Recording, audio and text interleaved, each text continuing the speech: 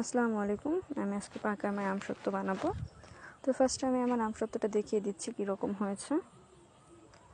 পাকা আমের আমসত্ত্ব বানানো খুবই ইজি প্লাস খুবই সাশ্রয়ী, কারণ পাকা আম হওয়ায় চিনি তুলনামূলকভাবে কম লাগে।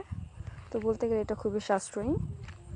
তো এখানে আমি বানানোর প্রসেসিং দেখিয়ে দিচ্ছি। ফার্স্টে আমি একটা গরম পাত্রে স্ট্যান্ড করা আম ঢেলে দিচ্ছি।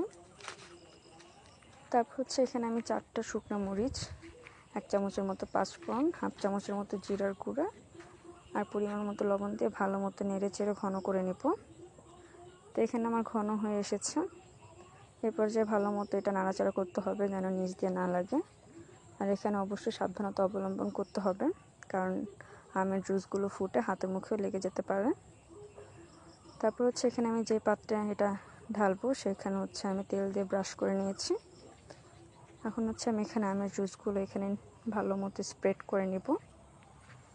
তো এখানে আমি স্প্রেড করে নিচ্ছি দুইটা পাত্রেই ভালো মতো।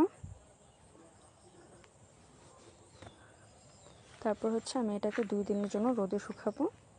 আমার 2 দিনই লেগেছিল হতে। তো এই তো আমার কমপ্লিট। এখানে আমি উঠিয়ে দেখাচ্ছি কীরকম হয়েছে আমার আমসত্ত্বটা। তো দেখতেই পাচ্ছেন কতটা সুন্দর হয়েছে আর কতটা কালারফুল হয়েছে। পাকা আমের আমসত্ত্বটা খুবই মজাদার হয়। তো আমের সিজনে অবশ্যই চেষ্টা করবেন পাকা আম দিয়ে আমসত্ত্ব করার। আশা করি আপনাদের ভালো লেগেছে আমার ভিডিও।